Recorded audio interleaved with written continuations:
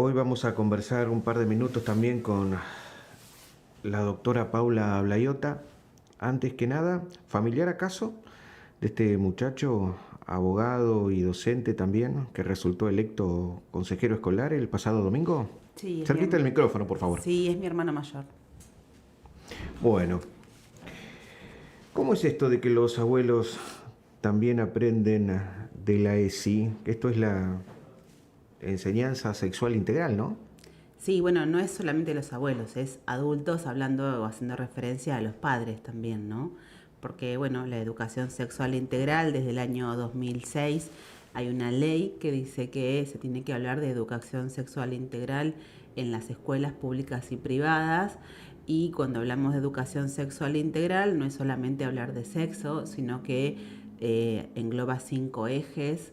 Estos ejes son el cuidado del cuerpo, donde sí probablemente hablemos de las partes íntimas y cómo cuidarnos, cuando en uno de los temas sí puede estar la anticoncepción, prevención de embarazo, prevención de enfermedades de transmisión sexual, pero también otro eje es aceptar la diversidad, donde hay un montón de familias donde ahora son familias de un papá solo, de una mamá sola, de dos mamás, de dos papás, de un tío y un abuelo. Eso es la diversidad, donde también se habla en otro de los ejes sobre los derechos que tenemos todos como seres humanos a vivir en sociedad, y tenemos derechos en cada una de nuestras situaciones particulares de cada individuo. También hablamos sobre la afectividad, los afectos, los sentimientos, donde valorar lo que el otro siente, permitirse sentir distinto. Entonces son varias cosas, no es solamente que se habla de sexo. Y si bien está incluido dentro de la currícula para que cada colegio en los diferentes niveles, ya sea jardín, primaria o secundaria, se hable en cualquier materia, y por ejemplo prevención de bullying también está dentro de la currícula o dentro de lo que uno podría hablar cuando habla de ESI. Bueno, la idea es que no todos los temas o no toda la responsabilidad recaiga sobre el docente en el colegio, sino que también todo empieza en el entorno familiar. O sea, cuando yo digo que quiero que mi hijo no haga bullying a un compañero, no depende de que la maestra en el jardín o en la escuela le diga no discrimines a un compañero tuyo. Eso empieza en casa, donde yo le enseño el respeto al otro, la aceptación del otro, el no tratar mal al otro, el respeto, la comunicación. Todas esas cosas surgen desde el seno familiar. Entonces es importante que los padres también sepamos qué incluye o qué significa hablar de ESI o de educación sexual integral, y entonces podamos empezar en casa a transmitir ciertos valores y conceptos. Todo esto tiene que ver con la charla que ofreció en el día de ayer. ¿Qué tal le fue?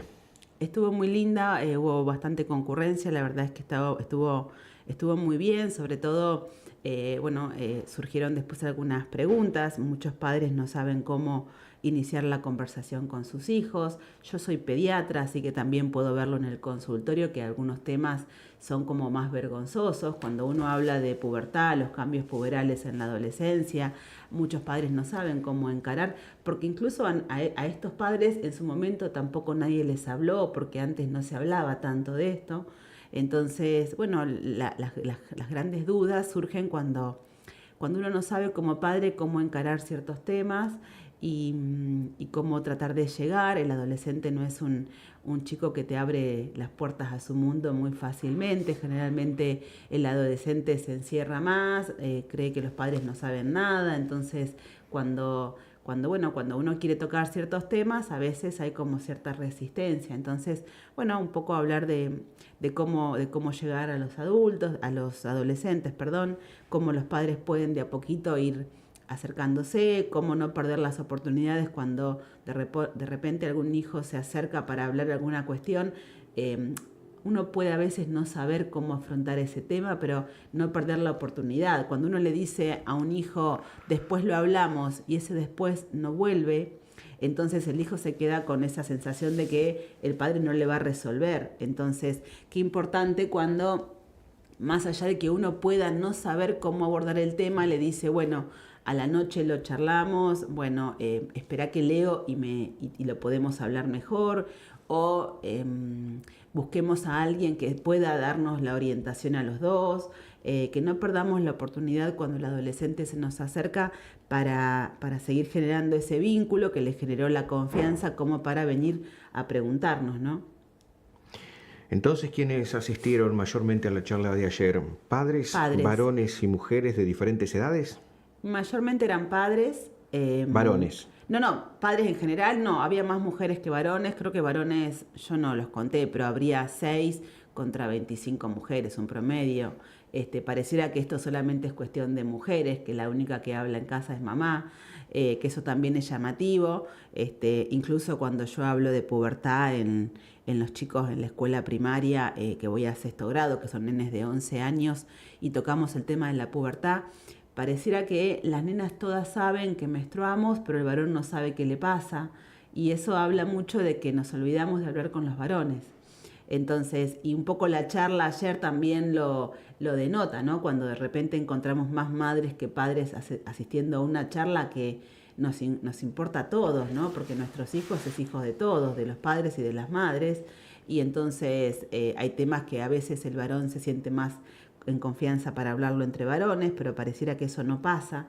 Pero bueno, un poco decirles cómo tratar de acercarse, saber qué temas empiezan a aparecer en cada edad en particular, que sepan que no están solos, que pueden recurrir a un profesional que los oriente en algunas cuestiones, que no todo, que a veces está bien decir yo no sé sobre este tema, pero buscamos a alguien que sí sepa, que no está mal decir que uno no sabe, porque uno no sabe de todo, sino que bueno, está bien que podamos buscar a alguien que sepa más o que nos pueda orientar mejor sobre algunas situaciones cuando los chicos se nos acercan a querer saber. ¿Qué tan participativos se mostraron los varones? Poco, la verdad, las que más hablaron fueron las mamás, los varones poco. ¿Hablaron, comentaron o presentaron inquietudes?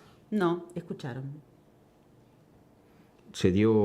¿Cómo fue cerrándose la conversación entre ustedes?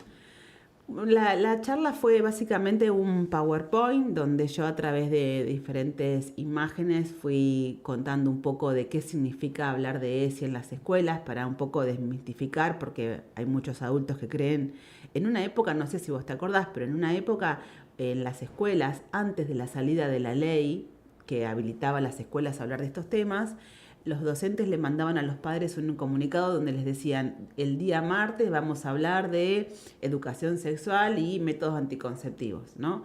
Y entonces los padres podían autorizar o no autorizar esa charla. Y si uno no la autorizaba, entonces podía retirar a su hijo de ese horario en el colegio y entonces su hijo no participaba.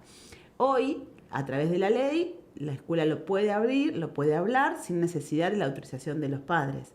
Y en referencia a eso, yo un poco, a veces algunos padres creen que en la fantasía uno habla de ESI y les va a enseñar el Kama Sutra a los chicos, y en realidad no es eso ESI. ESI habla de un montón de otras cosas, como decía al principio, y entonces cuando yo ayer contaba la charla, era un poco eso. ¿Y eso qué es, una fantasía o un prejuicio?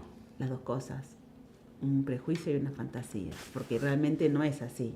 Pero bueno, es desconocimiento. Cuando uno empieza a contar que ese también es el cuidado del cuerpo, cómo nos higienizamos, cómo nos alimentamos saludable, cómo hacemos actividad física para que nuestro cuerpo esté bien, cómo el deporte mejora la autoestima en los chicos. Cuando uno empieza a contar que ese es un montón de cosas, entonces se dan cuenta de que cuando hay una charla de ESI en el colegio, no le estamos enseñando solo a tener relaciones sexuales. Sí, obviamente, cuando llegamos a un colegio secundario, hablamos de anticoncepción y prevención de embarazos o prevención de enfermedades de transmisión sexual, que es parte del cuidado del cuerpo, pero en ningún momento se habla de cómo tener relaciones sexuales, sino de cómo cuidarnos con las relaciones sexuales, que es totalmente distinto.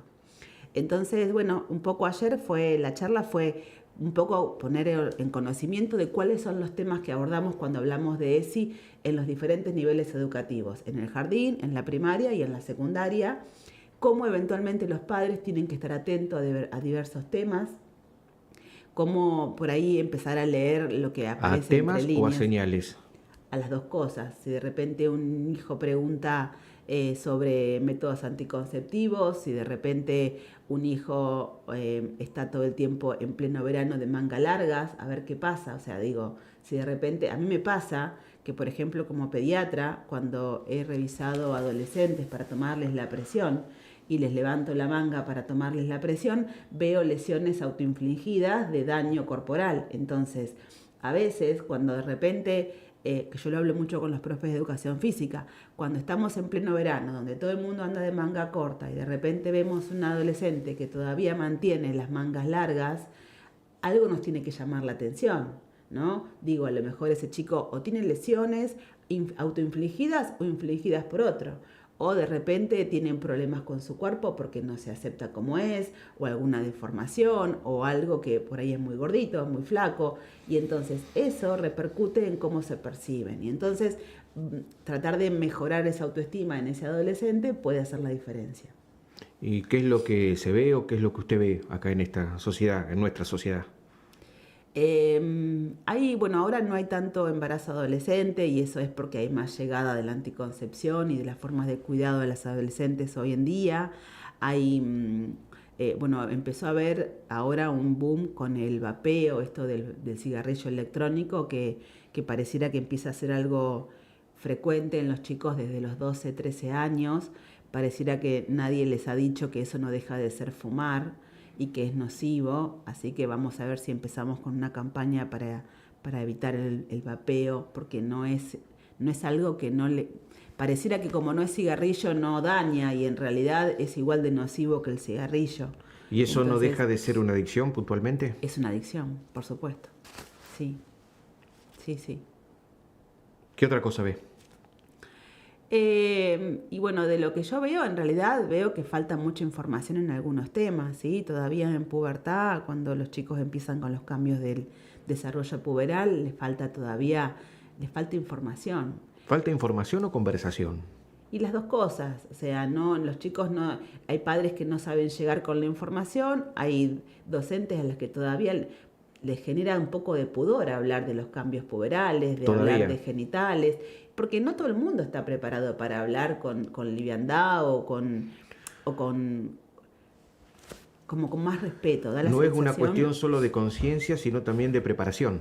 De preparación y de prejuicios. A veces uno cree que si habla de esas cosas lo van a tomar mal, o a veces los padres creen que cuando va Digo, es diferente, yo soy médica, entonces cuando yo voy y hablo de pubertad y hablo de genitales y hablo de cómo tienen que higienizarlos y cuáles son los cambios en la pubertad, no me resulta tan vergonzoso hablarlo como si les resulta a un docente. O a veces lo digo de una forma tan práctica que a lo mejor no es el mismo vocabulario de un docente. Y a veces el padre no sabe tampoco cómo encarar este tema porque le da vergüenza, porque tampoco se lo hablaron al padre en su momento y aprendió solo. Entonces, hoy hay como varias cosas. Uno a veces no sabe cómo encarar la situación, uno no tiene vergüenza, uno a veces no tiene toda la información. Son como varias cosas que hacen a que a veces terminamos desinformando más que informando. ¿Cuántas charlas como la de anoche viene dando? Y mira, yo arranqué la primera semana de agosto y más de 30 cursos entre jardín, primaria y secundaria han recibido una charla. Uh-huh. En el jardín he ido con temas como prevención de abuso y el cuidado de las partes íntimas. En primaria he ido a hablar de prevención de abuso y pubertad. Y en secundaria he estado hablando sobre relaciones tóxicas y anticoncepción. ¿Y con qué resultados? Muy buenos. Los chicos quieren saber. Eso es lo bueno, que los chicos son curiosos y tan ávidos de conocimiento. Sí, quieren saber. Si preguntan porque quieren saber y cuando saben que alguien va y les va a contar y les va a decir la verdad, están permeables a recibir la información. Y en la adolescencia, les interesaba mucho hablar de anticoncepción y prevención de embarazo, y en la charla de relaciones tóxicas todos entienden perfectamente que sí es una relación sana, lo cual eso está buenísimo, porque para hablar de relaciones tóxicas yo siempre les digo, primero definamos una relación sana. ¿Qué es una relación sana? Y en ese sentido todos entienden cuáles son las cualidades de una relación sana. Entonces, después empezamos a hablar de relaciones tóxicas Y yo lo que trato de decirles siempre, bueno, pensemos en que ustedes acaban de decir que estas son las características de una relación sana. Apostemos a buscar estas características en una relación, ¿no? Y la verdad es que estuvo buena. Bien, ¿qué tanto hemos crecido como sociedad o cuánto hemos madurado? No sé qué tan evolucionados estamos en cuestiones como esta. Bueno, la ley de... Tan íntimas o tan sí, privadas. Sí, la ley de ESI, que es desde el año 2006, ya lleva 18 años, nos ha ayudado bastante. Y hoy los chicos también, porque el tema empieza desde la infancia. Si vos vas y le preguntás a cualquier nene que está en el jardín hoy, probablemente te diga, sí, porque mi compañerita hoy se fue con el papá, mañana se va con la mamá, hoy se fue con el otro papá, hoy viene el otro hermanito que en realidad es hermanito a la mitad. Los chicos hoy son más permeables a recibir esto de las familias, nuevas familias, y a partir de que el nene empieza a aceptar esta terminología, también empieza a entender que hay una pareja de dos nenas, hay una pareja de dos varones, son como más receptivos. Y en la medida que ellos empiezan a ser más receptivos, nosotros también nos vamos adecuando a que dejan de ser tabú, a que las cosas van cambiando y en ese sentido me parece que estamos como avanzando bastante. La ley sirvió para las formas y también para el fondo de la cuestión. La ley sirve para que se toquen todos los temas y eso, saber, informarse, siempre nos hace evolucionar y madurar, ¿no? No, pregunto, porque algunos piensan que sirvió solo para cumplir con las formas, ¿no? Como para adecuarse a los tiempos, pero que en el fondo todavía hay cuestiones que no resuelve, que no atiende, que no cubre. No, bueno, pero en realidad cuando uno de repente puede hablar sobre muchos temas que antes no se hablaban por miedo, por vergüenza o por tabú, está dando información y cuando uno se informa deja de entender o de tener prejuicios que antes tenía. Entonces, en ese sentido, además de las formas, uno está mejorando como persona al enterarse y a desmistificar un montón de situaciones. ¿Cuánto le sirvió o cuánto aportó su formación académica a que usted como persona también abandonara los suyos? A mí, yo la verdad es que yo soy docente hace muy poco tiempo, soy docente hace 3 años, si bien hoy tengo un cargo docente, ¿no? Pero yo me recibí de médica. Y yo descubrí a través de la docencia y a través de esto que ahora se llama ESI, que puedo avanzar un montón y puedo darle todo mi conocimiento científico en pos de esto. Obviamente hay temas que son puramente biológicos, como hablar de pubertad, pero hay temas que son más de tipo psicológico, como por ejemplo las relaciones tóxicas, ¿no? Pero bueno, sin duda puedo hablar con mucha soltura sobre todo lo que tenga que ver con temas del cuidado del cuerpo y la salud. Bueno, ¿piensa seguir dando estas charlas? Sí, en la medida, las próximas, ahora vamos a ver si logramos llegar a los cuarteles, ya estuve dando la misma charla en Warnes, próximamente voy a ir a la localidad de Irala, y la idea es poder ir replicando, porque bueno, en la medida que los docentes o los directivos de los colegios me pidan alguna charla en particular, yo estoy disponible, me gusta. Bueno, ¿atienden las salitas? Estoy en las salitas y también estoy en mi consultorio privado. ¿En cuáles salitas atiende? Estoy en la salita del barrio Las Violetas y en la salita del barrio Santa Marta. Bueno, un gusto conocerla, ¿eh? Bueno, y gracias gracias. por su tiempo. De nada.